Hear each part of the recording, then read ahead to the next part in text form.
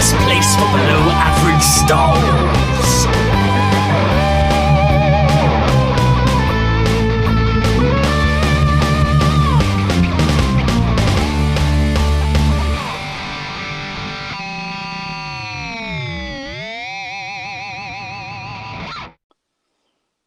Hello there, and welcome to the Star Wars Show, the best place for below average Star Wars.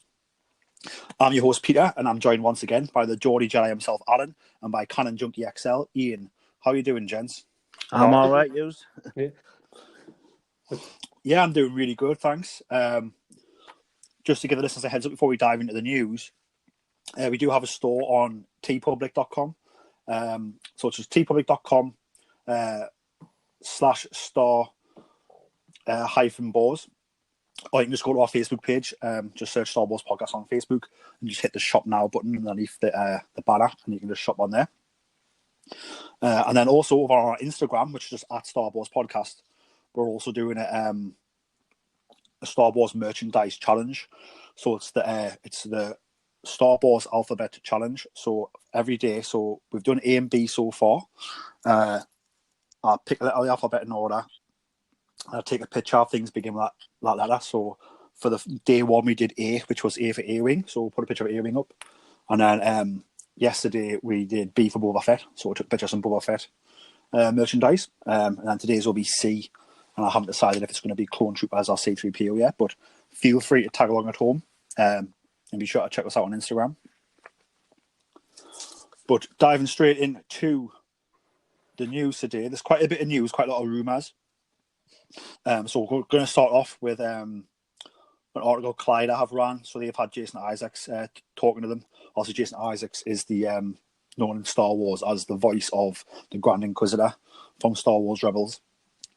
He's also just recently been in the first season of Star Trek Discovery, where he played the captain. So he's basically said that he would love to come back and play the Grand Inquisitor, and he really wants to come back and play the Grand Inquisitor in live action. So what's your thoughts on that, Ian? Yeah, I really enjoyed the Grand Inquisitor in Star Wars Rebels. I think he's a very underrated villain, and I really liked what Jason Isaacs brought to the role. Like, his voice was quite intimidating, and he came across as quite smug, and obviously not taking Kanan seriously as a threat. So I'd love to see the Grand Inquisitor in live action. I think it'd be really interesting. I don't know what show he could turn up in, whether they eventually do like an Inquisitor show, or maybe we see him in Kenobi or something like that. But yeah, I'd be more than happy to see the Grand Inquisitor in live action. I think it'd be very good. What about you, Alan? How do you feel about the Grand Inquisitor as a villain in Star Wars Rebels? He was a classic villain, wasn't he? You know what I mean? Like everything Ian said, he was very smug and very, above everything, and yeah. He was, a really good character, and yet to see him, the chance to see him live would be quite good. You know what I mean? I to be honest with you, I'd like to see all of the characters and a little bit of a live action, or at least in cinema form. But yeah, why not? Don't like as Ian says, don't know where he would be able to turn up to, but yeah, why not? Yeah, I mean, I think for me, obviously, Rebels, considering it wasn't going to have Darth Vader as the villain, especially not in its first season anyway. And when they did pull the Vader card in season 2, you have to be very careful how you pull it. It's very much like the Undertaker in wrestling, where less is more with Vader. Yeah. So obviously you weren't going to use Vader in season 1, so you need to have a villain who's just as credible, who makes the audience feel just as scared, who gives a good threat to our protagonists. I think he definitely did that in season 1. For me, I think his design, the way he looked, was awesome. Ian, do you know what species he is? He's an pawn from Utapau. So they're the taller ones, aren't they? Yeah, it was the one Revenge of the Sith where Obi-Wan Kenobi speaks to that geezer on the platform. Yeah, because there's two species inhabit the planet, isn't it? There's the tall ones, and then there's those ones who are like the mechanics, aren't there? Yeah, the tall one. Yeah, he's the tall one. So he's one of the tall ones. Yeah. So we've seen his species before. So we've seen how they look, and he looks. What's his name again? The guy from Revenge of the Sith. Oh, what's Tion Madon? That's the one.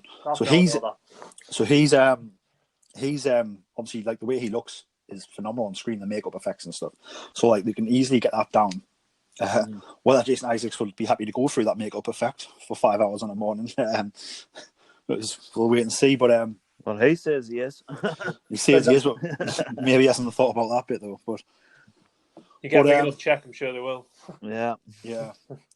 I mean, for me, it's one of those things where like I would love to see the character come back as long as it was in the right place. So as long as it was like natural fit. So like the way they brought Ahsoka back recently, like, do you know what I mean? She fit into Star Wars Rebels, even though she was from Clone Wars. Like the way they've set, like Sabine Wren's mum, Ursa Wren, they've sprinkled her into Star Wars Clone Wars in the final season there.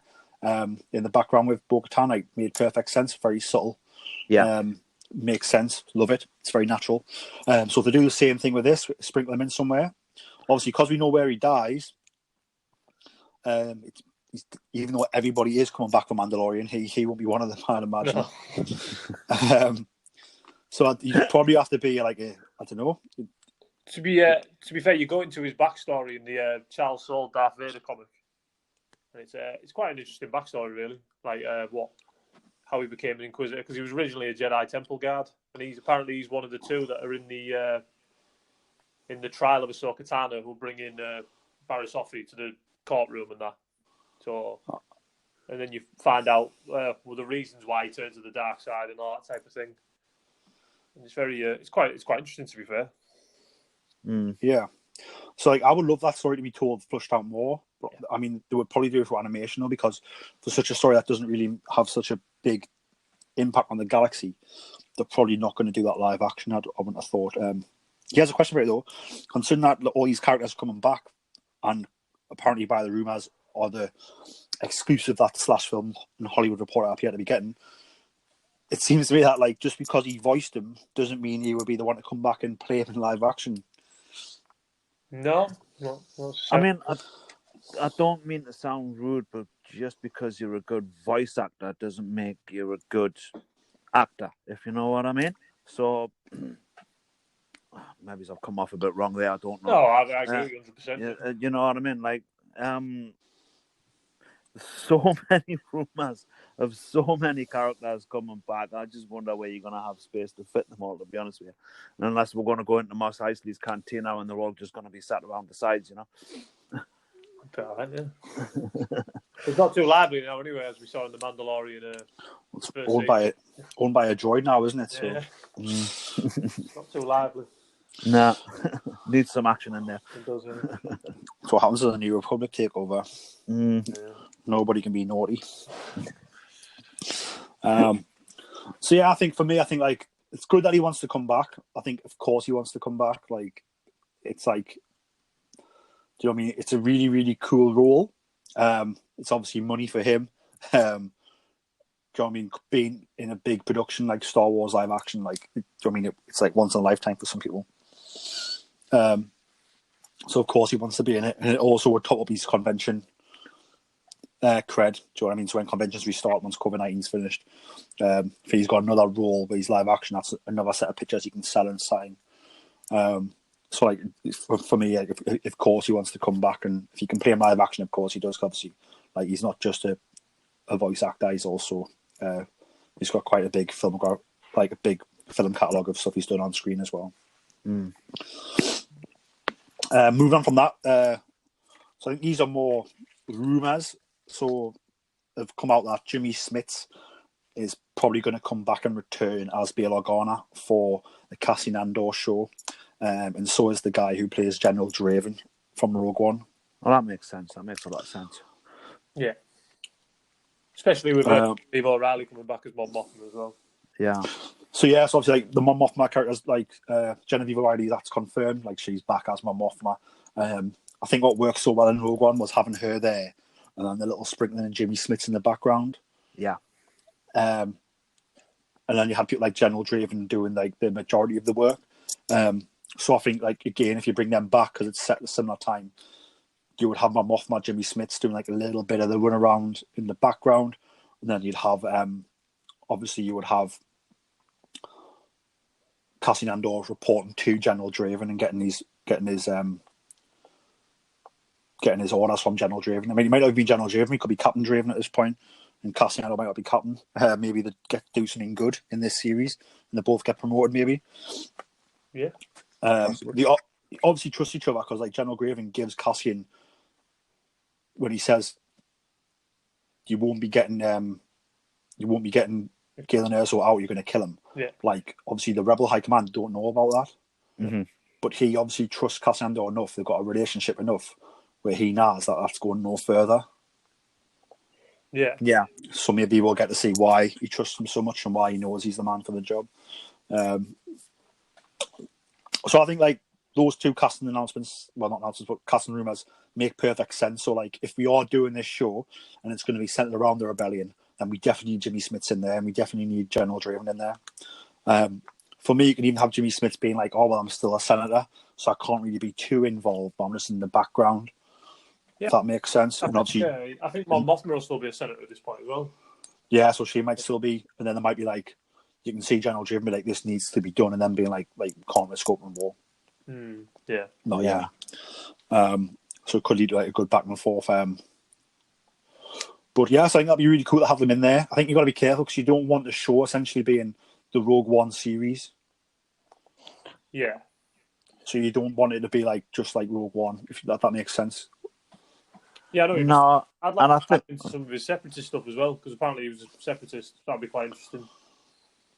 So yeah, so I think like he grew up on a separatist world. It's like that's like yeah. So like he doesn't necessarily believe in the ideologies, but to him he grew up on a world and then walk into his world. So like, do you know what I mean? So like the Republic were the baddies because they invaded his planet. Yeah. And then they turned into the Empire, which is even worse. So yeah, so he's obviously been involved in war, and then obviously by joining the rebellion, he's fighting the Empire, and by de facto fighting that Republic who invaded his home world. So yeah, so it'll be interesting to see if they dive into back. I wouldn't mind plenty of backstory. I think you got to think with the being Disney Plus series, depending on how many episodes they do, hopefully do more than Mandalorian. So if they give it like 12 episodes, an hour long, you could totally fit all this Jimmy Smits, General Graven stuff in, as well as doing the backstory. Yeah, totally. Yeah, you could. Yeah, it makes total sense. Like that's the more and more I think about the Cassian Andor show, the more and more I get more excited for it because I'm not necessarily excited. Like, no, this doesn't sound like I'm dissing it. I'm not necessarily excited to see Cassian Andor because he was quite limited in Rogue One. He's good. Diego Luna's a fantastic actor. Like, don't get me wrong. But I'm more excited to see who could turn up in this show. But I'm sure Diego Luna will give him more time and more chance to shine and make the character more than it was in Rogue One. You got to think like obviously I've forgotten his name now, but obviously K2SO. Alan Tudyk.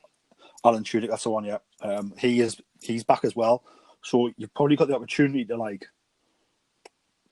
I mean, them two had a great chemistry on set anyway in Rogue One. Yeah. So you've got a chance to build more on that and show this as like not so much a buddy cop movie, but if them two are like buddies backwards and forwards, so you got to get almost like your Lethal Weapons, if you know what I mean. How you've got Danny Glover's character and Mel Gibson's character. Do you know what I mean?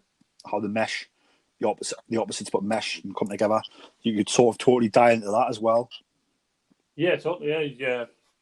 It'd be good to see like a buddy cop. No, obviously it's not going to be like Lethal Weapon, but like that type of thing in Star Wars would be interesting. It'd be something we haven't seen before. Yeah, definitely. And obviously you're probably going to have like, do you know what I mean? Like maybe the first episode is him getting in a fight with K2SO, like while K2SO was still Imperial. Yeah. And then you can maybe redo the origin story of him reprogramming if that one-shot magazine isn't very good. The one-shot comic of the origin story. It's a bit, to be fair, like sometimes when they try and like retcon stuff that I like, I'm a bit annoyed. But if they retcon that, I've got no problem with that because it wasn't very good, to be honest.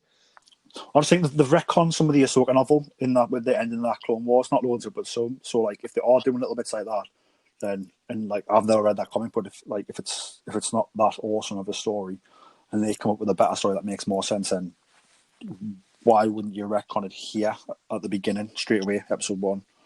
Get it out of the way. Not many people have read that comic, probably either. Only obsessed people like me. Yeah, but I couldn't find it because I remember coming out and I couldn't find it. Yeah, I got it on the Marvel app. That's my downfall. You see, I buy my comics. Like I don't like audiobooks. I don't like Kindles. Yeah. I like owning the comic or owning the book, which my fiance thinks is crazy because we're running out of space. Yeah. To be but fair, I I'm don't the know. same. It's just my nearest comic shop's a 30-minute drive away, and I couldn't do that every Wednesday. Yeah, well, I'm quite lucky. So I've got like 2 comic book shops like Yeah. within 20-minute walk away. Do you know what I mean? So, so I'm quite lucky in that respect. But obviously, comics are good though, because it means that those guys who like people like yourself, Ian, who like I'm sure there's loads like I'm sure the majority of people read comics that way now. But like obviously, it means you can get like you guys don't have a problem finding stuff. Do you know what I mean? Because it's there on the menu. So I'll sort of scuba myself there a bit. Yeah, to be fair, like if there's one I really enjoy, I end up getting the trade paperback anyway. So yeah, so cool. I know you. Alan, you got any closing thoughts on the Rogue One series, Cassian Andor? I'm just looking forward to seeing the grit. I've got a real feeling you're going to see a gritty Cassian Andor doing all of those little things that, I don't know, I've got a feeling you're going to be wanting him to be a hero, but some of the stuff that he does is going to be like, nah, that's not on, that's wrong. You know what I mean? And it's kind of give you that kind of question in your brain when you finally, when you switch the TV off and you've watched the episode, you're like, was he a good guy there? Was he a bad guy? I'm not quite sure, you know? So that's what I'm looking forward to. Yeah, because I mean, if you watch Rogue One, obviously it's pretty much, it's not until he meets Jyn Erso and he has that moment where he's going to kill Galen, and then he doesn't. He has that like that almost like snapping out of it moment. Yeah. At the beginning of Rogue One, he shoots that man with the broken arm in the back. Yeah, you've got no hesitation in doing it. So, you know? Yeah, like, and I don't think he takes those things lightly. Like, he takes them with him. Mm-hmm. They're definitely weigh on his soul. But when it comes to doing them, he does them because he thinks it's for the greater good. Yeah, exactly. You know, so and it's one of the reasons why in Rogue One, when the rebellion say they won't fight at Scarif, he comes up and goes, "Look, we've all done things that are like questionable for this cause, mm-hmm. and now they don't want to be involved in the cause, so we're going to come because this makes it worth it." Yeah. So that's what I'm looking forward to seeing. Maybe it's those questionable things, you know. Yeah. Well, hopefully. Any closing thoughts on that, Ian? No, I think we've covered everything on the Cassian stuff. Right. Well, now we're going on to the juicy bit of the Mandalorian Season 2 casting. Here we go. So we're going to start off with casting rumours that have claimed to be scoops, and these scoops, the journalists claim to have sources who they've not named or said where they're from in the articles. So the Hollywood Reporter ran that Timothy Oliphant, who obviously starred as, I'm sure he was the Hitman in the Hitman movie. He was. And has he been in Die Hard? I'm sure he's a bad guy in Die Hard 5, maybe. Or Die Hard 4. I've lost track of them ones. Die Hard 4, I think he was. Yeah, Live Free and Die Hard. That's the one. So that's number 4. Yeah. So he's been cast. Hollywood Reporter ran this yesterday. It was funny because Hollywood Reporter ran the scoop, and then Slash Film said, "Oh, we were so close to running the scoop. We were just waiting on a source. Congratulations on Hollywood Reporter getting the source." So I don't know what's happening, but Hollywood Reporter and Slash Film seem to have someone in the inside that loves blabbing. Yeah. Which I really wish they didn't. I mean, just before we get into the cast news, like obviously the Mandalorian's had a lot of. If you go through it, like it's probably had over 5 casting things ruined now that have yet to be confirmed or denied by Disney or Lucasfilm. Do you think it's a blabbermouth who just loves blabbing out and it would have happened anyway, or do you think it's a case of obviously all the visual effects work is now being done at home because of COVID-19? Yeah. So therefore, who was working on it was obviously watching it and working on it at home, and therefore they're not like in the confines of the office. And do you think that's had an effect on people leaking stuff? It's probably harder because if it's all done in one place and you can keep an eye on people, if there's people at home doing it, then yeah, it's probably easier to let things slip. It does seem a lot though, like 5, and that was the best thing about Mandalorian season 1. I had no idea about Baby Yoda. No one did. Well, that's why that worked. If that hadn't happened, like, do you know what I mean? I think, like, obviously, Alan is the other side of the coin. Yeah. So me and you, Ian, were very lucky where we had to watch it illegally, essentially, in the UK because we didn't have access to it.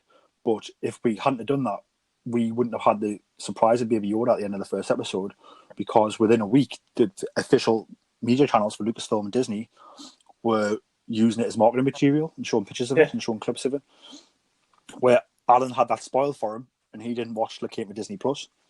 Yeah. Well, we've been over that a few times, me and you, about what we thought about the way they handle the man. Yeah. Mm-hmm. So I just think that, like, obviously it works better when you surprise the audience. Yeah. And I think, like, at the minute, if you look this way, so you've got, I mean, before we get into the customer talking about today, we had obviously, like, the big one, Ahsoka Tano. Like, they reckon they've got, Slash Film thinks they've got, well, claims to have sources say that Ahsoka Tano was being played by Rosario Dawson in Mandalorian Season 2. So not only have we had it ruined that Ahsoka Tano is returning, but we've also had it ruined that, like, someone else is playing her. Well, I've seen did you see the episode list that was out? They've named all the episodes. That came out not a long time ago. Oh, well, I'm glad I've not seen that. Yeah, don't because they don't obviously say character names in the episode thing, but there's an episode where the name is something that's been said in the show.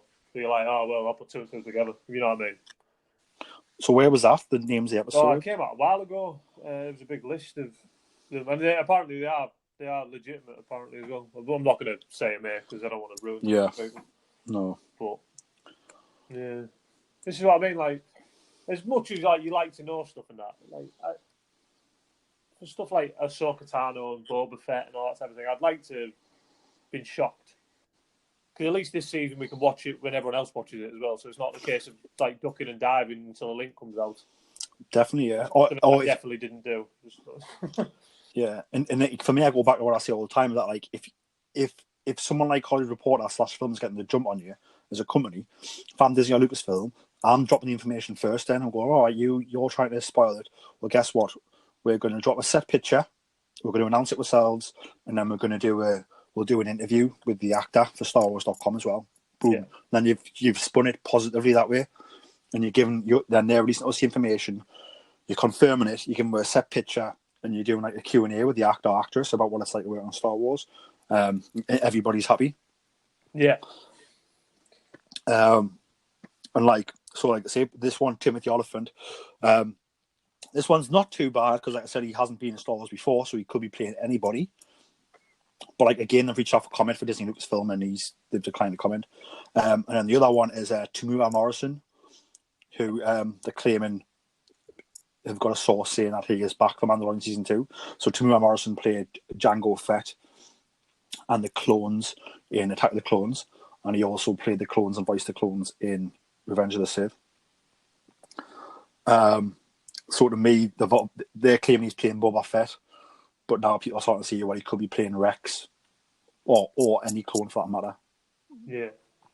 And that one is a big one for me. I think if that's, and obviously no hasn't been confirmed or denied, but they're saying they've got a source. But like, to know that Boba Fett is coming back, like, again, it takes the excitement out of it, because it's been dropped like without a set picture, without any comment from the actor, without any comment from the creators. Just a journalist, like just dumping information on you and ruining things. Yeah, I'm pretty sure as well. If it's in the Hollywood Reporter, they've got a pretty good track record. So I'm pretty sure this one's true. To be fair. Well, Hollywood Reporter and / Film, like I said, like they both like have good reputations. You know what I mean? So like, as much as I'm not happy that they've really dropped the information, like, I just wish they'd sort comment and got set pictures and like released it all properly. Like, if they got the scoop, then go look someone and go, oh, look, we've got this. What do you want to say about it? Because we're happy to work with you and we'll drop it like in a really cool way. But instead, there's no comment either way. Like, there's no nice picture. And now, like, if that's true, we know Boba Fett, like, when he turns up, we're like, oh, we're waiting for him. Do you know what I mean? Yeah. Rather than, like, just being, oh, bloody hell, that's Boba Fett. I think for me, like obviously they've teased it in Mandalorian episode 5, I think it was. Is that right, the gunslinger? Yeah, it was the end. Yeah, when you saw the person that approached Fennec Shand, who was on the floor, and you heard them familiar sounding spurs. Yeah, so they've like used the boot spur track, which was used in Empire Strikes Back and stuff, and in Return of the Jedi. And it was used by George to insinuate that like that old gunslinger feel, because it's taken from Clint Eastwood movies essentially, Yeah, like in westerns. So like, and it's designed for that old West gunslinger feel. So and they've used it again there to sort of tease everyone. So maybe it was true, maybe it wasn't, but it was a good little tease to say, oh, it might happen, it might happen. But then obviously this is like not a tease, this is going, oh look, yeah, like he's in it. yeah. So for me, I think Boba Fett works. I think, but it's going to be interesting to see whether they ignore Aftermath. I hope not. Um, I like that interlude in Aftermath. I thought it was interesting. Yeah, definitely. So I don't know if you've read Aftermath, Alan, but the interlude is that someone finds the Boba Fett armor in the desert. Obviously, the Sarlacc dies and it spits it out, and this man wears it and becomes like a town sheriff of Tatooine. Yeah, that was quite interesting. But just because like he has found Boba Fett's armor doesn't mean to say Boba Fett didn't get out. You know, if anything, it says Boba Fett did get out. He's just dumped his armor for whatever reason. You know. Yeah, I just can't see him coming back without the armor. I was going to say the show. Yeah. So he's gonna have to go. He's gonna have to go and get that back at some point. That would be weird, like if he rocked up and he's in completely different armor, and they'd be like, "Was that Boba Fett?" He'd be like, "It's a bit weird." Like, well, he has to go back and get the armor. I mean, that's pretty obvious. Yeah. You know, I mean, otherwise it's not Boba Fett. You know. But you know, like I say, he's obviously gone out the pit. You know. I'm super excited for this. I've seen a lot of people online saying that he's like the most overrated character. And, like, I'm not being funny. Without Boba Fett, there's no Mandalorians because he started the whole thing. Oh yeah, I mean you've got to remember like that. Obviously, like Boba Fett, like when you watch him, again, what I've said, like less is more with Vader and like the Undertaker and professional wrestling. Less is more. You've got to think that original trilogy when we first see him on the bridge of the Star Destroyer, like he's cool, he's sinister, he's mysterious. You don't know anything about him. And then obviously, then you see him in his ship tracking the Falcon once the Imperial fleet goes into light speed. He's obviously tracking the Falcon. And obviously, again, like he's intriguing, he's mysterious. He can handle himself. He knows how to track the Falcon. He stands next to Vader. Obviously, he's not backtracking Vader, but he's, you know what I mean? He's comfortable sort of standing there, next to someone like Vader. So like, there's a lot of intrigue. I think obviously people do go on about him quite a lot, and obviously I think people who grew up with the original trilogy, obviously like he became like everybody went wild about him. So I think maybe,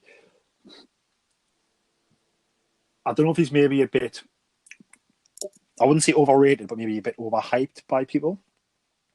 But the reason why, I mean, I don't think that, but the reason why people would think that is because, of course, people have got attracted to him because of how cool he looks, how mysterious he is. And again, it's less is more. We don't know much about him. So it's like, oh, wow, like what's this cool thing? I don't know anything about him. Oh, I'm going to talk about that because I want to know more and I want to talk about what he could be.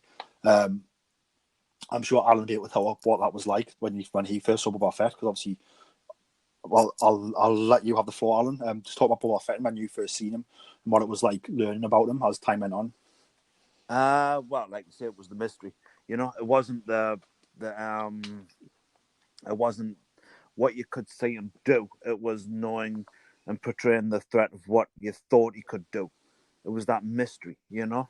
That's what I mean when you see him on the bridge of the Star Destroyer. You know, he stands apart from everybody else. I mean, he's not really, but you get that sense when you first saw him. You know. I don't know. I mean, well, if you remember Vader, when Vader's addressing the bounty hunters, he addresses them all. And then addresses him on his own. And then he turns to Boba Fett and says, no disintegrations. Like, he warns him. So he's got a reputation with Vader. But, I mean, also in the film, when you see, like, maybe his bumbling's the wrong word, but there's a little bit of up and down in everybody else's actions and what they do. Sometimes they get it right, sometimes they get it wrong. Boba Fett got it right every single time. You know? Even when he died, it was an accident. Somebody hit him on the back of it wasn't his fault. He didn't do anything wrong. You know what I mean? So that was the whole thing with Boba Fett, and that's what stands on the side. You know, so growing up with that kind of character, it was great as a kid to get into that imagination of what you could do as Boba Fett. You know what I mean? When did you get the Bounty Hunter books?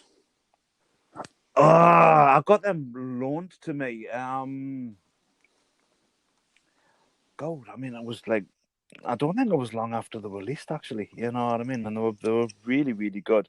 You know, because that was the Bounty Hunter trilogy, wasn't it?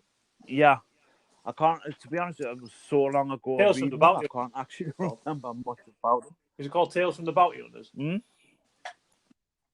Yeah. Yeah. So there's one of them, and then there's also Yeah. there was like a trilogy of books. I can't remember what it's called. It's called the Bounty Hunters Tales from Guild. Jabba's Palace and Tales from Mos Eisley Cantina. Yeah. So there's those ones, and then there's another trilogy of books just focused on Boba Fett, I think, and it's. Oh well, I didn't know. I haven't read them ones. I thought you were on about the Tales from. You know, I haven't read the. I think it's similar, but it's essentially like this. It tells the story of how he got Slave One, and he works with Bosco bit in one of them. I remember reading them as a youngster, but I don't remember much else about them. But obviously, so there was obviously like a lot of content flying around in the late 80s, early 90s about Boba Fett based off of how popular he was. Obviously, action figures, merchandise sold out. Yeah, he was the obviously, one. Ken obviously ran the famous thing where if you bought all the figures and sent the cardboard off, they'd send you the Boba Fett figure. You couldn't buy him. And it was the one with the jetpack that didn't work properly. Sorry, So like I think the intrigue, like that's why the intrigue's there, because of how he was presented, and then how he was marketed, how cool he looks, and then obviously like some of the stuff that's not canon anymore, but these stories that went out there were like really cool and really painted him in like a Western gunslinger, space pirate, space cowboy. Has an attitude but very quiet, almost like the man with no name, like from the Sergio Leone spaghetti westerns. Yeah, and you have to remember sometimes some of these old books and all of that, the legends. You know what I mean? I have to remind myself sometimes the facts that you've read in them aren't actually canon. I mean, not that it doesn't really matter, you know what I mean? But I mean, it's really weird to like be going through all of this stuff, legends in the late 80s, early 90s, and like really settle it into your brain and your mind of that's a fact, and then to have it all switched around. So, well, actually now it's canon and that's not right. I mean, just so daft little things. You know, I mean, I'm sure I read in the Tales from Jabba's Palace that those little spider things that are running around were old priests. That's canon now, yeah. You know? It is canon, yeah. The ball that is canon, is it? Yeah. I mean, it's such a cool little fact, you know what I mean? But I don't know. It's hard sometimes, but like you were saying with the Boba Fett, these things are ingrained in you now. You know what I mean? And I don't know. It's like if people are saying he's overrated, then I think it's probably because they're trying to see what he does rather than what the threat of what he could do, and they're missing that point. We were saying about definitely like what's canon and what's legends. You're on about Darth Vader's relationship with him, but in canon, Boba Fett's the person who discovers Luke Skywalker's name and tells Vader, and he goes to Tatooine and tracks Luke down because Luke in the canon after A New Hope, Luke goes back to Obi-Wan Kenobi's house, and then he's ambushed by Boba Fett there. They fight. They have quite an intense fight, and then Boba Fett ends up getting knocked out right at the end, just as he's about to like capture Luke. And then he goes to a Star Destroyer. Right. Obviously, Vader's on, and he tells him, he's obviously failed to capture the pilot who blew up the Death Star. And Darth Vader says to him, what did you bring me anything of value, Bounty Hunter? And he says, just the boy's last name, Skywalker. And then, obviously, Boba Fett leaves, and then Vader goes berserk. It's really that's a really good issue in the comic. Actually, that's a really good one. Yeah. Yeah, it leads to he ends up going to Naboo, doesn't he, to see Padme's grave? Because obviously Vader at that point thinks his children are dead. But then obviously that's when he starts investigating and learns. That's why in Empire Strikes Back he's searching for Skywalker, because he knows who he is from that moment in the comic. Yeah. All right. Jumping back to the cast and news, Alan, how do you feel about two questions about Boba coming back for the Mandalorian and about him being played by the guy who played Jango Fett in Attack of the Clones? I'll answer the second one first. It has to be played by him. He's an awesome actor. I've loved him in everything that he's ever done, to be honest with you. But I mean, the great thing about bringing him back is, like you said earlier, he doesn't have to be just Fett. He can be also Rex. You can also bring back maybe other clones that nobody's ever seen before. It's quite diverse, to be honest with you. It's a good move, and anything with Boba Fett in is better. That sounds like a slogan for a T-shirt, isn't it? Boba's better. Yeah, you would certainly sell quite a few among the fandom as well. To the first question, I'm kind of a little bit split with it because I'm a little bit like, first negatively, I'm like, are you just because we've got a show called The Mandalorian, are we now throwing everything that's Mandalorian linked to the second series of the show? If so, I'm not really massively excited for that. But then again, I know who's involved in the creation of it, and if that's what they are doing, then it's going to be done in a really good way. So my overriding thought is, the more the merrier. Shove them in. Let's have a good ride. To be fair, I always thought that. I thought there's no way Dave Filoni and Jon Favreau are just going to bring him in for the sake of bringing him in. Yeah. Just for the sake, they're not They'll like do it for that. a purpose. It's good. It's got to be for a good reason. There's got to be a good story out there. I have complete faith in, after the first series of The Mandalorian and watching this Mandalorian documentary, I have complete faith in Jon Favreau, and obviously I have complete faith in Dave Filoni anyway. But Jon Favreau loves Star Wars, and like I said, the way he talks in that documentary, he wouldn't just go, how about we bring Boba Fett in for this? He'd have to have a reason to bring him in.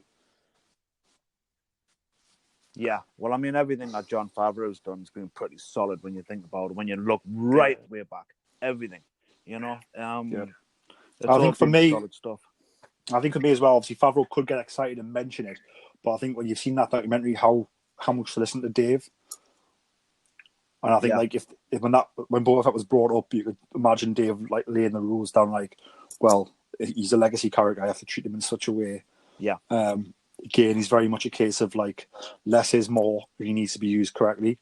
Mm-hmm. I think originally John wanted to do a Boba Fett show. Originally, I think that was his original. Yeah. No, he did. Yeah, they said, "Oh no, you can't have Boba Fett." I don't know why. There must be a reason. And then I think it would just destroy the mystique of Boba Fett. You know what I mean? I think if you had Boba Fett, he wouldn't. Boba Fett wouldn't have saved the child. Nah. So it would.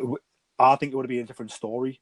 I think, do you know what I mean? Because Boba Fett doesn't like Jedi because one killed his dad. Do you know what I mean? It's dealt with in Clone Wars, and the arc when Boba Fett comes back where he tries to blow up Mace Windu.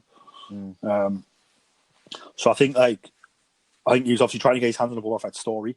I think they went no, but we'll give you a Mandalorian gunslinger story, and he's went yes, and then he's created a story around it. I would imagine. I think a Boba Fett series would have been very different. And obviously, you've got to think when Jon Favreau was probably preaching all this at the time, Josh Trank was signed on to do a Boba Fett film, which obviously never happened because Josh Trank's sort of fall from Hollywood grace, if you will. Although Josh Trank's on the way back up now with his new film Capone, so I'm very happy for Josh Trank to be getting back up. It's always not you're probably right with that. On the floor. So thought the Boba Fett film was coming out, and they were like, "Well, you can't use him because obviously he's being used in a different property." And just because Boba Fett's being cast in doesn't mean to say he's going to be in every episode. You know what I mean? It could just be one specialized for him. Well, I think if you look at season 1, even the main characters, apart from the Mandalorian, Gina Carano's characters in about 3 episodes. Yeah, they weren't massively used, were they? Carl Weathers is in about 3 or 4 episodes. So they're in less than half the episodes. So if he's coming in, he might be just be in 1 episode or 2 episodes. Yeah, it could just be one. I did see that online. Apparently, he's supposed to have a small part in the first season, the second season. So I don't think he's going to be in it with the Mandalorian for all the episodes. Yeah. And so he has one for you, Ian. So obviously Tamara Morrison is coming back with the saying he is. do you think he's playing Boba Fett, or obviously with the fact we've announced that obviously Ahsoka's going to be in this, could he be Captain Rex, he's Ahsoka's playing friend? both, because the thing is, he can play Boba Fett and not take his helmet off, because he probably wouldn't. And then he could play Captain Rex, because apparently there's rumours of the Rebel sequel show that's going to be Rex, Ahsoka and Sabine looking for Ezra. And I thought this could be like when they see Ahsoka in the show, apparently it's going to be like some sort of crossover event. That's a rumour. I don't know anything about it. It's just a rumour I've heard. So I think he could be playing both, yeah, because it makes perfect sense. Like, because like I said, if you're playing Boba Fett, you don't have to take the helmet off. So it's not the confusion, because obviously all of us will be like, oh, well, he's a clone. But like for like people who just watched The Mandalorian, it would be a bit confusing if all of a sudden the same person's like with the same face is playing two different characters. If you don't know, if you're just like a casual person who just wants to watch it, it would be a bit confusing. Yeah, you're like, he's bleached his hair blonde. Why has he done that? I think he's be playing both. Yeah. And I think if you're going to have Ahsoka in, then Rex isn't going to be too far away. You know? I just wonder how old Rex is going to be, because I'm sure these clones were accelerated from birth. So he must be kind of old now, like when he's walking up in this. This is another rumor I heard from the Rebels thing. Apparently, Ahsoka. This is all pure rumors. It's off Reddit. It probably ain't true, but this is it's probably not true at all. But apparently, Ahsoka goes to the Kaminoans, and who apparently have set up shop after the Empire. This is purely off Reddit, so don't say this for fact, because it's probably a load of BS. And apparently she gets them to like slow his age, and he'll still be quite old. Like, but apparently they get him to slow his aging, and then apparently they go off to search for Ezra. But that's just 100% rumor. That's what it is. Yeah. I've always liked the idea that the Empire just mass genocide. Yeah, there's a story to be told there, like, because they wouldn't want the secrets of the clone chips getting out, because then the people would learn that the Jedi weren't really traitors. So you'd have to get rid of them to get rid of the story. Like, it's a loose thread in the Emperor's plan. So. Well, exactly. If you look what he did to Geonosis, he's got no problem doing it. So that's obviously my thought on that. How I always thought, like, it's not a nice thing, obviously, but I always thought the Empire would do that. They would mass genocide Camino. Nice. Sweet. Next bit of casting is Katie Sackhoff, who was obviously the voice of Bo-Katan in both Rebels and Clone Wars. Obviously, she's just been in the final arc of Clone Wars. So obviously the sort of saying they've got a source saying that she is back for the season 2 of Mandalorian. Again, like, this makes sense to me. Obviously, she tweeted out probably a year ago now, or maybe under a year, but saying that, I've just done something that's the most satisfying thing she's ever done in my career. And to me, I thought she's playing a real life Bo-Katan here. And obviously, like, with the introduction of the Darksaber at the end of season 1. Yeah. Obviously, the person who had that, we know the last person we had that was Bo-Katan. So obviously, Moff Gideon's acquired that from her at some point. Yeah. There's a definite story there. Like, you have to have Bo-Katan. It's like you said, the last time we saw it before then was Rebels, and she had it. Yeah.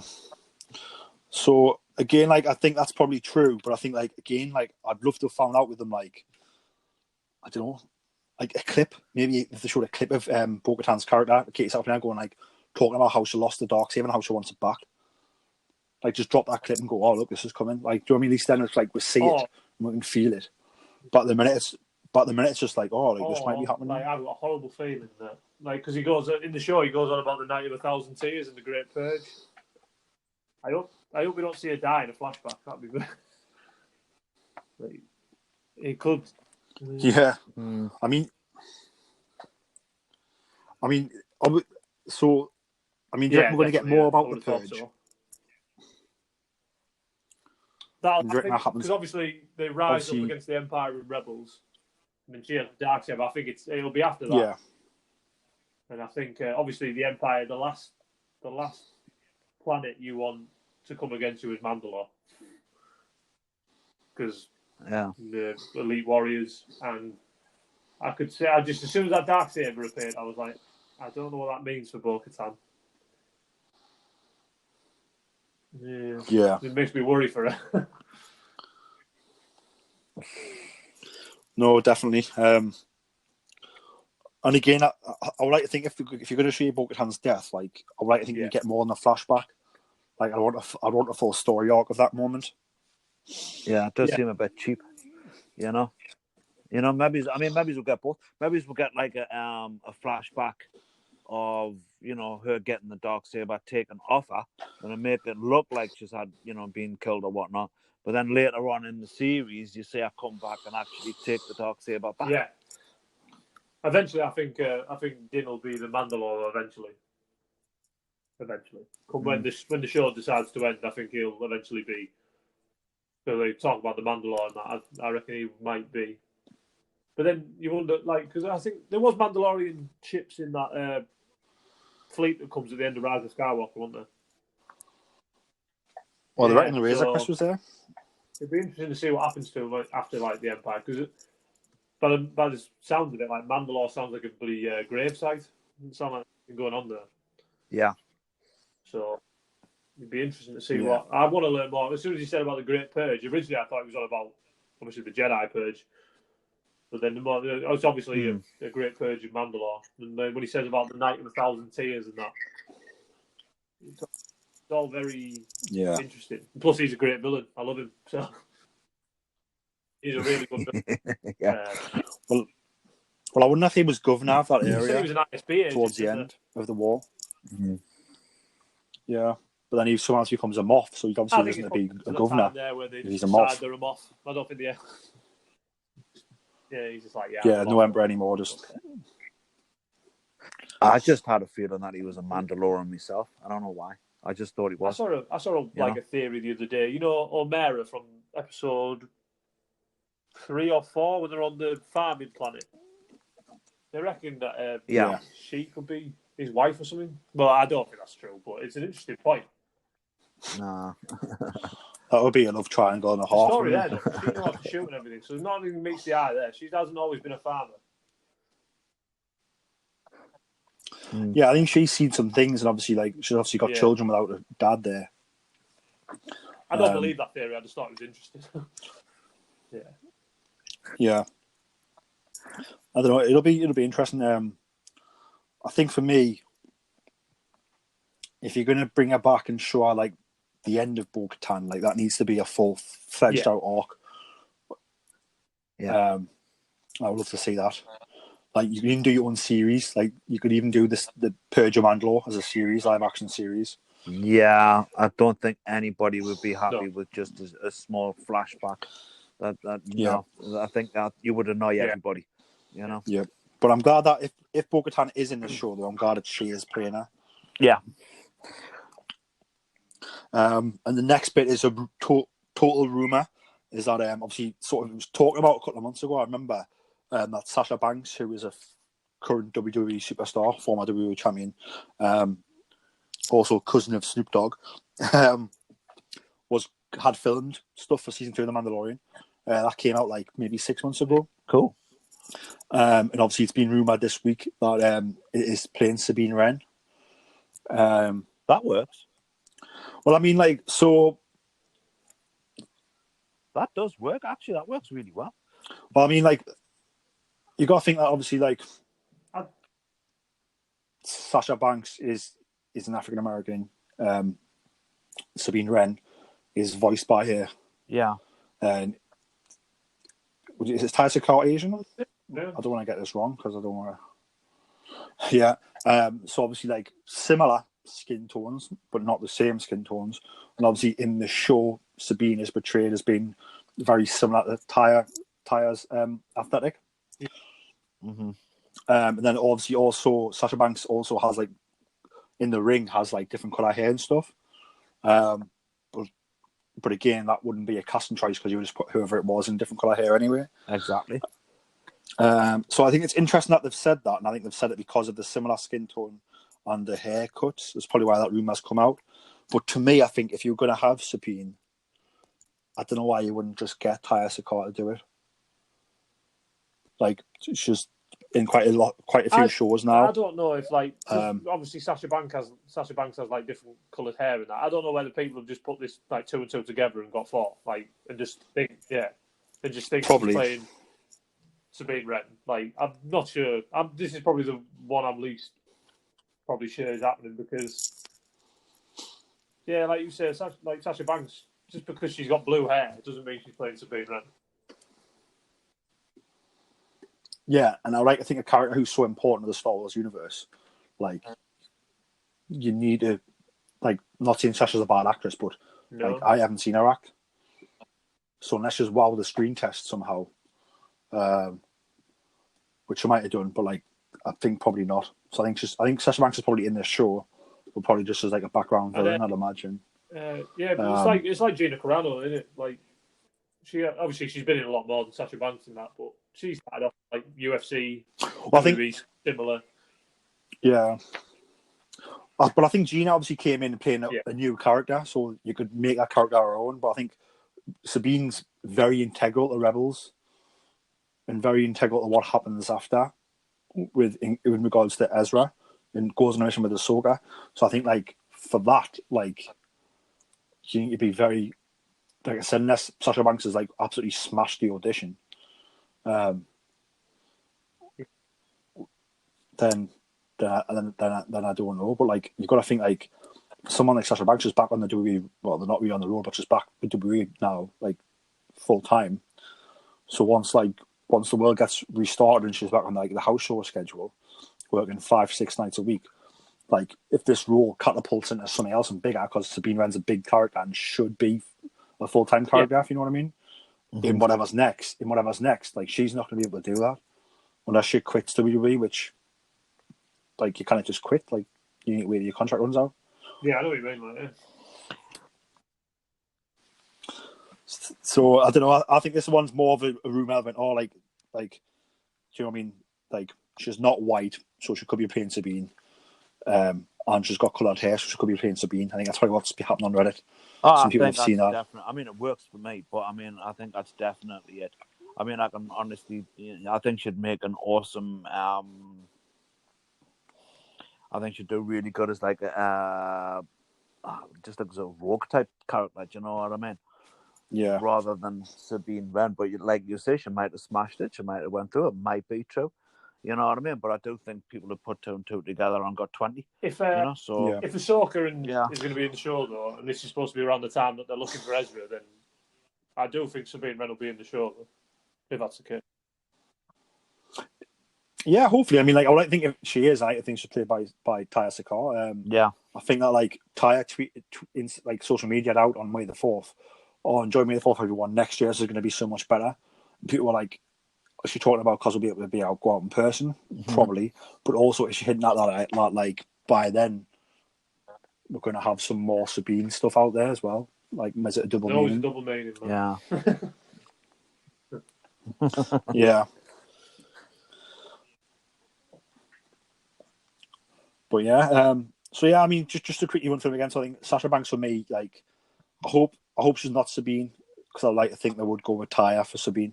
But I'm all for her coming in and being like I said, a in your face sort of rough and tumble bad guy. Yeah. Someone for Gina Carano's character in Tangle maybe. Katie Sackhoff, I think that's brilliant that she's, if they are bringing Bo-Katan in, brilliant that she's playing her. I hope it's not her death though. Because like I said, if it was that, I'd want to see that more flushed out.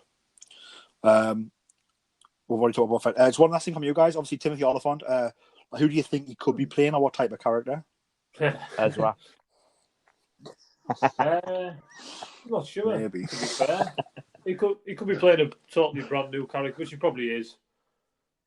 Because normally you see all these, like obviously Rosario Dawson's different than that, but if obviously because she's playing Ahsoka, but I could see him playing like maybe another bounty hunter, or maybe an Imperial. I could definitely see him being a bounty hunter, and I could definitely see him being like a prim and proper Imperial officer. Yeah.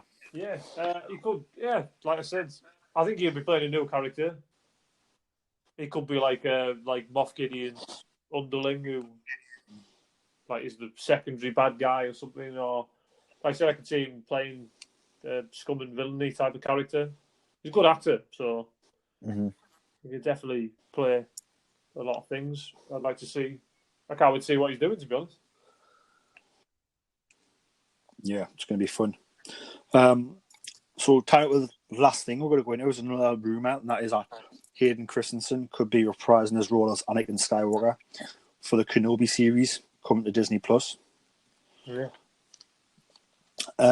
Just want to dive in, Ian, with I'll your be more thoughts than on happy that. to see him come back. Like, obviously, when I'm only 28 years old, so when Attack of the Clones: Revenge of the Sith came out, I was a kid, so I didn't really get into like the online fandom type thing because I was too young and that. But I think the way he was treated was a bit disgraceful, to be honest. Like he 100%. they basically drove Yeah. him out of acting because I think he did that Jumper movie after, Mm. and then after that you didn't really hear much from him. And I like him as Anakin Skywalker. I always have. I never got it. I didn't see what he did wrong. And I never understood the backlash against him. I think his performance is like it's not always the best, but like.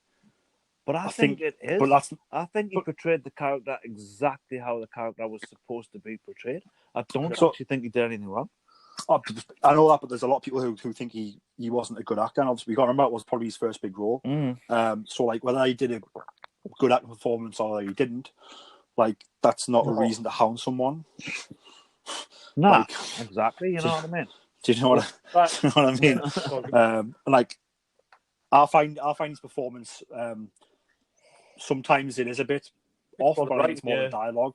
And obviously, I think George is known as being not so much a actor as director, but more of a set piece director. Yeah, in a pacing director, like faster, more intense. You would get, do you know what I mean? That type of thing. Which I think is why Clone Wars is some of the best Star Wars ever, because obviously, like you not having to do that. You can just instruct animate. That's how you want things. So I think like for such a young guy coming into such a big role, like I think that like for me, I found the scenes where it's a little bit so, and the scenes where he does absolutely smash and he's great. Especially the scene, one of my favorite scenes. I think he's fantastic in is when he's talking to Padme about killing the Tusken Raiders when he's fixing the speeder. Yeah, phenomenal acting in that and Attack of the Clones. So I think that like obviously the way he was treated after that. Do you know what I mean? It's disgraceful, because it's just like look how they treat Jake Lloyd. Well, yeah, look, and on the best as well. 10-year-old kid, man. You've got people. I don't know what these people get up to in their personal lives where they feel the need to send death threats to a 10-year-old kid. I don't know what you're doing with your life, to be honest. Well, it's like there's a whole nation of them, comic book guy from The Simpsons. You know what I mean? Yeah. Worst performance ever. Yeah, definitely. But like these people are not just nasty Star Wars fans, but they're probably nasty in everyday life. They probably know when they go to the supermarket or they go to the mall, they'll be like when they've been served things, they'll be nasty to people serving them. Do you know what I mean? Like they'll just be all nasty people. These people who are like that. I mean, for me, I'm glad Hayden's sort of found himself coming back into fandom. Obviously, he was at Celebration Orlando. Like when they announced that, he got announced late to that, and he sold out straight away. Yeah. So that was big, and he wasn't there for anything in particular because he wasn't in anything. He was just there for the 40th anniversary panel. He talked about Star Wars, and then he was, and then like I said, he did signings and pictures, and he said he sold out. They announced him last minute, and he sold out. That's how popular he is with like that generation of people, which is fantastic. And then obviously we sort of have him. They've obviously used his voice. He's come in and did voice work for Rise of Skywalker at the end there, and then they've also used his voice in the second last episode of Clone Wars. So I think like obviously he's slowly but surely dipping his toes back in. For me, for the Kenobi series, if you're going to deal with Anakin and you're going to deal with flashbacks, or you're going to deal with Force visions, or you're going to deal with Force ghosts, you need him. You need to bring him in. Yeah, I think that's fantastic. Total sense. Yeah, it has to be. Yeah, it just has to be. I don't think there's anything more you can say. They wouldn't recast him because everyone would be like, "What the hell? Like what? Who's this? Oh, this is Anakin Skywalker." Yeah. No, it's not. There's characters you can't recast. Yeah. Exactly. It has So to be like him. stuff like You Harrison know? Ford, like the young Han Solo, like I didn't mind that because he legitimately looks like Harrison Ford and he did a good job. But you couldn't recast. Like there's a difference. You can't obviously de-age Harrison Ford, but it would have cost an absolute fortune to do it for a whole film. Yeah. and it wouldn't have looked good. I think like you've got to think like it depends obviously because they've changed the Force Ghost to be that Anakin now, which George did. Like that, and Hayden Christensen is the Force Ghost Anakin. He is Anakin now. Yeah. So it's like you can't really change that. Where obviously if you're taking a character and going back to seeing a younger character, then obviously then you do need to recast. But with this, it's like well the character's dead. He's a ghost, so he looks the same. So like for me, I think like if they are doing it, I hope it's him. I think that's cost. I'd love to see him back. I think it shows you full circle for him, and I think like it would be great to see him back at a celebration, doing a chat about it, and seeing the fans love him. A bit like the fans of Armour Best at last year's one. Yeah. They gave him hell as well, didn't they? That's what I mean. So he got a lot of hell, but at celebration last year, like I said, he got those negative people don't spend money, they don't go to celebrations. So like he got like a standing ovation in the auditorium. And like I said, whenever he was on the StarWars.com stage, he got a standing ovation. When he was getting autographs, people were thanking him. Like I think it went a long way with him to show that like we're not all dicks. If you know what I mean. I think it's a very fine majority, and most people are just nasty people anyway. Yeah.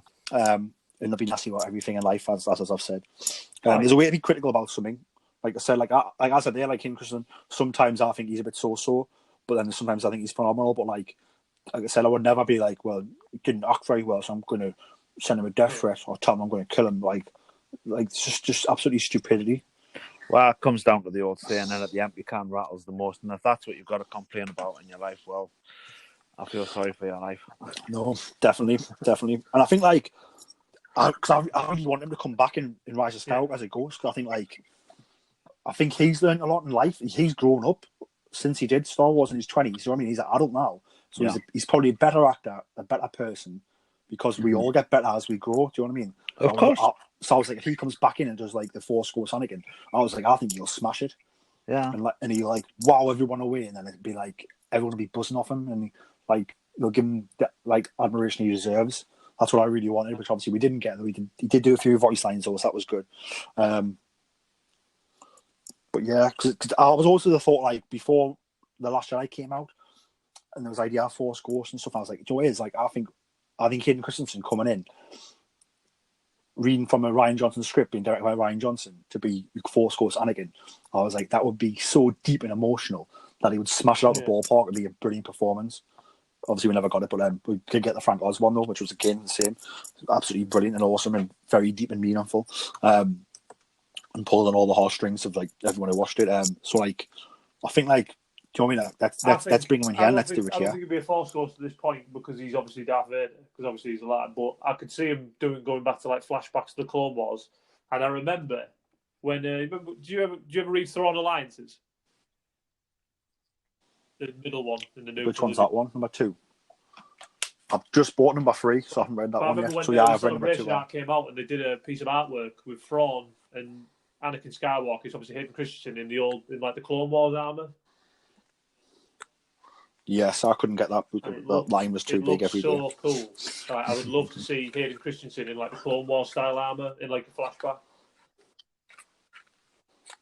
Well, definitely. I mean, I don't know if you play Battlefront 2 and you've unlocked the armor, but he looks badass in the Clone armor on Battlefront 2. So I'd love to see that. I'd love to see him back. Like I said, I'd just love to see him back. He's Anakin Skywalker. He's one of the most important characters in Star Wars. He did absolutely nothing wrong. He did a good performance. Like you said, you can be critical of things. And is it a perfect performance? No, but then nothing ever is. But if you feel the need to tell people to die because you didn't like the way they acted in a movie, then I'm sorry, you can go fuck yourself. Yeah. Yeah. So I mean, no, definitely. I mean, he is Anakin Skywalker. Like he is Anakin Skywalker. Like so, like especially from that era. Obviously, he's not the child Anakin Skywalker, but he's the teenage adulthood Anakin Skywalker. So like we need him back. So I've just realised, obviously you wouldn't be a Force Ghost yet in Kenobi. I'm jumping the gun there, So Clone Wars flashbacks, brilliant. It wouldn't have to be flashbacks. It couldn't be anything else. I mean, it's not like you could just turn up and have a cup of tea with Obi-Wan and go, "Hey, remember the old days?" Yeah, unless it was like Force Visions, maybe. I think Kenobi's getting Force the Visions. Force about it. Ghost we'll see in Something. Kenobi is Liam Neeson. Has to be, surely. Has to be. Man. Oh yes, I hope so. That'll be awesome. That'll be brilliant.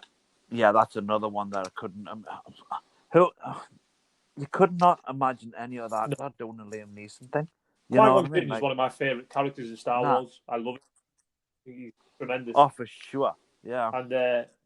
And plus, like, he doesn't have to do anything. It's not like he has to get in shape. Obviously, you'd have to get in certain shape because you couldn't have him turn up. And I don't think he's out of shape anyway. But all he has to do is stand there and be a Force Ghost. He doesn't have to do anything else. Yeah. Just have to stand there and be blue. I think he would definitely come back because, like, Liam Neeson come back and did all his voice over work for the Clone Wars. Exactly. For the Mortis arc when Qui-Gon is there. Yeah. Like it's Liam Neeson doing the voice. He came in no problem. So like I think you wouldn't have a problem Samuel coming in. Jackson wants to come back every time there's a new project. He really wants to come back. I bet he does. Problem is though, I bet he hasn't watched Clone Wars. Women now all hate his character. I don't get that either. Like, yeah, he's a bit of a dick, but he's Sam Jackson. You can't be angry at Sam Jackson. So. I'm not angry with Sam Jackson, but I just don't. I don't like. I think Mace Windu's like just. Just like. I just want a version of that when he gets thrown out of the window. I just want a version with his film catchphrase in it, where you just hear him going down, going, "Mother!" Yeah. No, it would be good, but like I just think like. Just like he probably deserves that. Like the end of Avengers when he gets dusted and he's like, "Oh, mother," and then he gets dusted. You're like, "Hey, yeah." That's it. Yeah, no, doesn't need to finish the word off. You know where it's going. Yeah. It's a bit hard to say in a Disney film, I guess. No. Yeah, definitely. I think that brings up around an end to sort of all of the. There's one last rumor, Ian, that you brought up about the Rebels sequel show. What I've heard online, like it is from apparently it's from credible people like Jordan Mason on Twitter and that apparently it's still set to come out in November. I think apparently they're going to wait till the Clone Wars. I don't know if it's true. It's not rumors and that. It might like with everything in life at the moment, everything gets pushed back. But apparently, it's still set to start in November, and it'd be interesting. So is that they start airing on Disney Plus in November? Apparently so. But it's going to be like obviously Sabine and Ahsoka and possibly Rex going out to search for Ezra, which we all want to know what happens next in that story. To be fair. No, definitely think it's a story that people can't wait to dive into. It'll be interesting to see if they do tell it.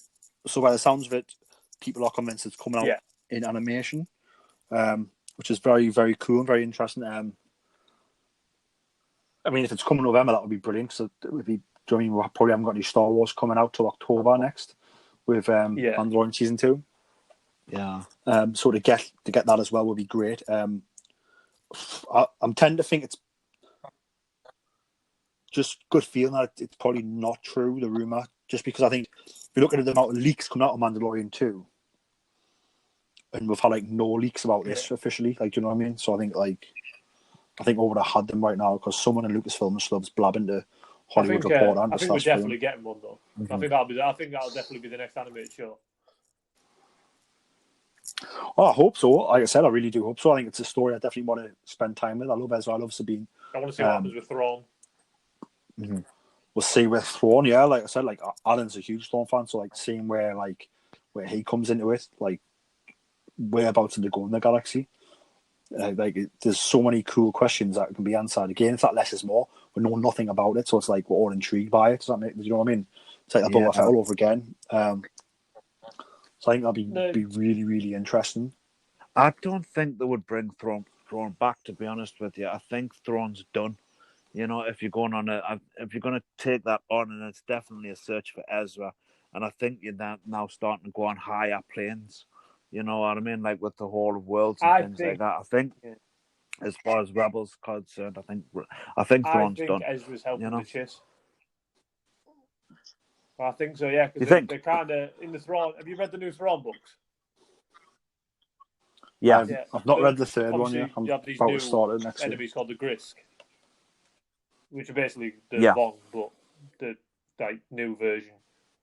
And I think eventually you'll find out that Ezra.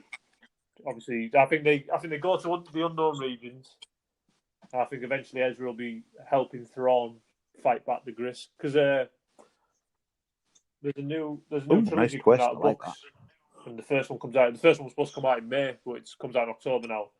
A new Thrawn trilogy, right? And it's set before the. I think it's set before the Phantom Menace. Yeah, it's set before Thrawn joins the Empire. It's when Thrawn's still with the Chiss Ascendancy. It's set in the prequel era, but it's about obviously Thrawn and the Chiss and how they. I think apparently it's alluding to like how the war with like the Grisk starts, and I think eventually you'll find out Ezra obviously sees these Grisk that is obviously a threat to the galaxy. I think you'll find out that Ezra's been helping Thrawn eventually.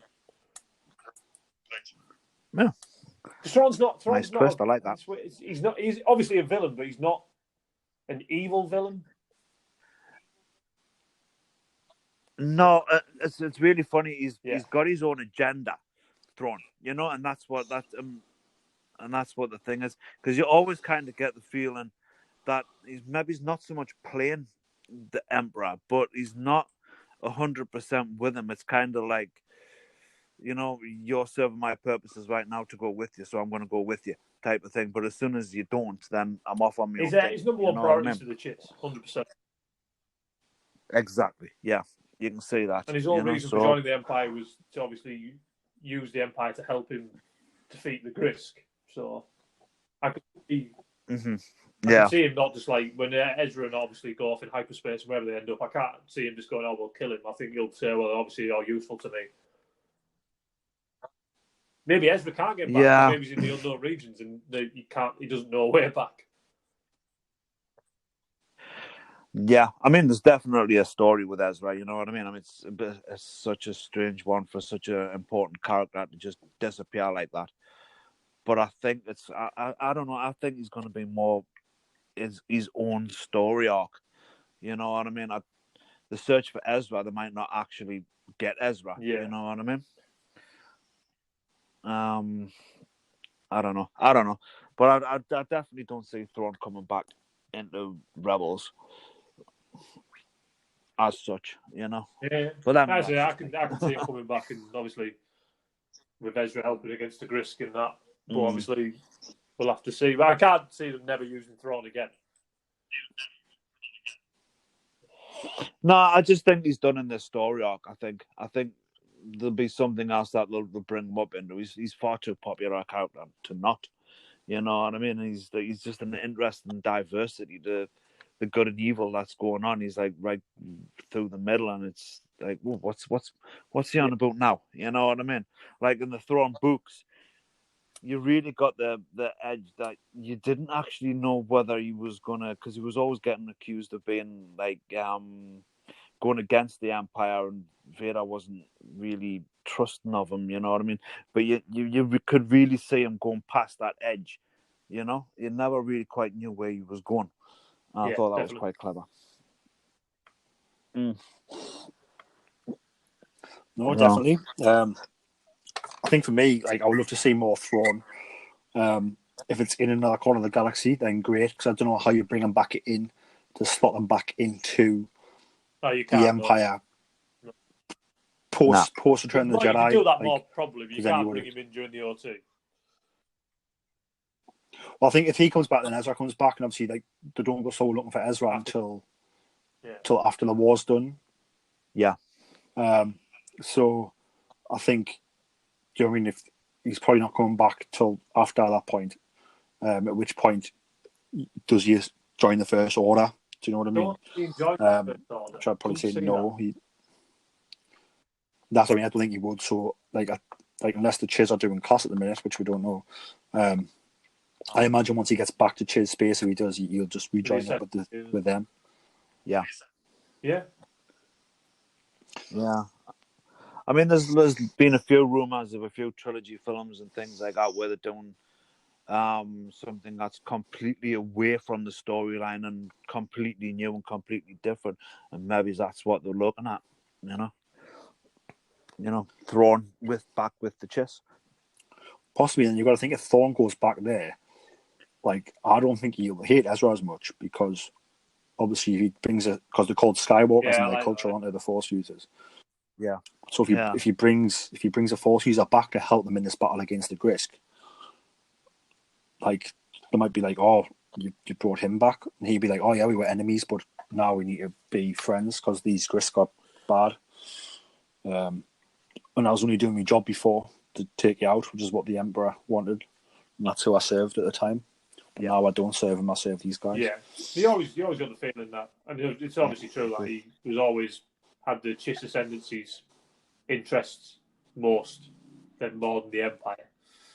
The Empire was just a means to the end. Yes, definitely. Yeah, and the funny thing is, he's not scared of Sidious. No. He's not scared of him at all. And you really, I mean, in the first of the books, you what was he saying, that there's a great threat out there that nobody understands and all the rest of it. There's a huge story there. Yeah. I wonder if this new trilogy of books will be like the Outbound Flight, like the canon version of Outbound Flight. That'd be quite good. But then apparently he doesn't seem to know. He has never met Palpatine before that first Thrawn book, so it'll have to be different. But to be fair, I like the way the first Thrawn novel, he name dropped Anakin Skywalker, and then we get the adventure with them in the second book, which was really cool. I like that, and like the fact that Thrawn basically figured out Order 66. When he figured out that the clone armor was getting made out of Cortosis, he's like, that doesn't make, because Anakin's like, oh yeah, the Separatists must be planning to like sneak onto Coruscant, and he's like, well, you'd have to like disguise that very well for that to pull off. So he obviously knows what's coming. Yeah. So exactly. I really like that. Yeah. Just got to study. He's just got to study a bit of artwork. And he's sorted. He's got it all. Certainly is. Awesome. Well, chaps, I think that brings an end to the sort of the news and rumours that have been circulating. Yeah. Unless you've got anything else you want to add. I'm all right. I think that's it. I think we've covered everything. Awesome. Well, Alan, you're not on social media because obviously you're hiding from the UK government. Doing a good job of it as well. Doing a really good job. He lives in the capital and they don't even know he's there. And Iain, where can the people find you on social media? Instagram, all lowercase, at Star Wars Iain. That's where you can find me. Good stuff. Well, thanks, chaps, for joining us. We'll have to do this again soon once more news drops. And we're definitely, obviously, in the past, we've been doing our lockdown special series, Knowing Me, Knowing You, AHA. So we've done 3 episodes so far with the brilliant Brian Balance, Daniel Berry and Katie Adams. So I'm hoping to get you guys on each to do a Know Me, Knowing You special, if you're up for that. Yeah, that'd be cool. Yeah. We'll have to do it quick. I think the way it's gone, Boris wants to lift the lockdown here, so we can all die. And he hasn't got a PO anymore. but yeah, so we'll probably aim to get those. I'll speak to yourselves about setting that up, but obviously the premise we're going to come back as Force Ghosts and keep the podcast going. That'll be our own Force Ghost podcast.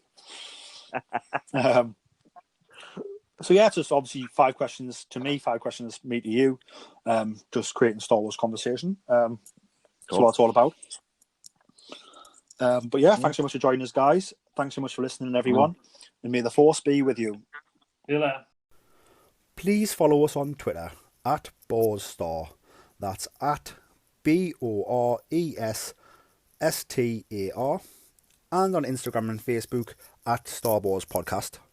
You can also reach us on email at starwarspodcast@gmail.com. The Star Wars Show can be found on Spotify, Apple Podcasts, Anchor, and wherever podcasts can be found. Please give us a like, subscribe, and don't forget to leave a 5-star review. May the Force be with you.